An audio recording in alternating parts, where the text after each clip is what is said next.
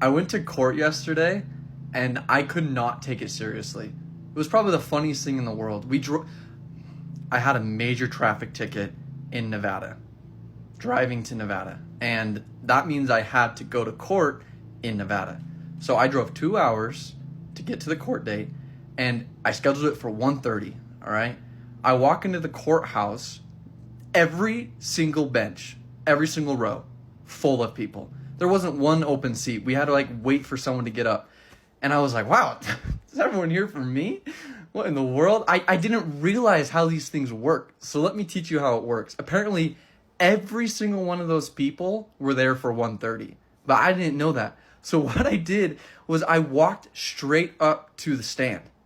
Straight up to the stand. And the police officer guy was like, the bailiff, what are you doing?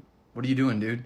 Oh, I have a scheduled court meeting for 1:30 today. He was like, yeah, you and everybody else in this room. I turn around.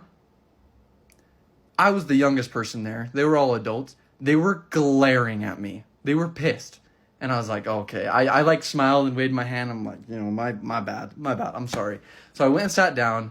Finally, after like an hour and a half of waiting. By the way, this is why court's so funny.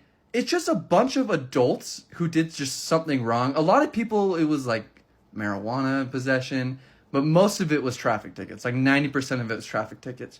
It is hilarious seeing full-grown adults go up there and just be like, guilty, guilty, just over and over, not guilty. It's even funnier when people say not guilty, even though it's obvious they were guilty.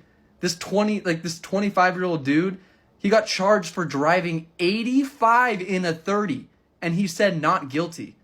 How are you not guilty for that? And of course, it was my turn. I didn't renew my insurance in time or my registration, and I was speeding, and I had a tent on my window.